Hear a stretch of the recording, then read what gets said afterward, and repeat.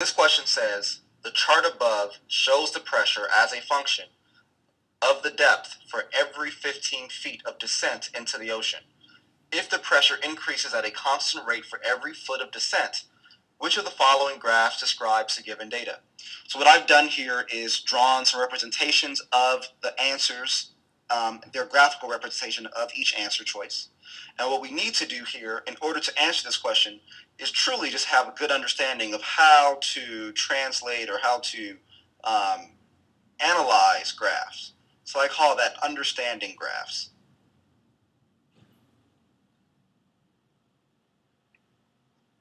So understanding graphs is important here, but understanding charts is also important. So I'll put understanding graphs / charts. Because in order to answer this question, we have to understand the chart that's given in the beginning of the question, as well as the graphical answer choices that we have to choose from. So starting with the chart tells us that at 0 feet of depth, that there is a pressure of 14.7. And the question tells us that, that this pressure is increasing at a constant rate.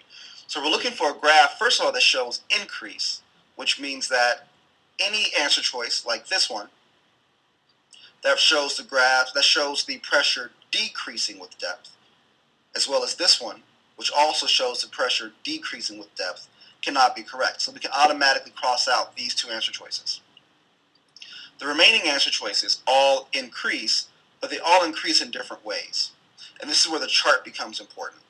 So our chart tells us that at a depth of 0, which would be here in each case, that the pressure at a depth of 0 is 14.7, or in other words, 15. So basically 15. So a pressure of 15, if we were to mark the y-axis or our pressure axis with 15, would mean that the correct graph should actually start on the pressure axis and then move up from there. And the only answer choice that does that, or the only graph that does that, is this graph. Because it starts at a depth of 0 with a pressure of 15 and then increases from that point. So don't forget, this question really comes down to understanding how graphs and charts work. You want to make sure that you read the question very carefully, focus on what the chart is giving you in terms of information, and then make sure that the information from the chart actually matches up to the information in the graphs for each answer choice.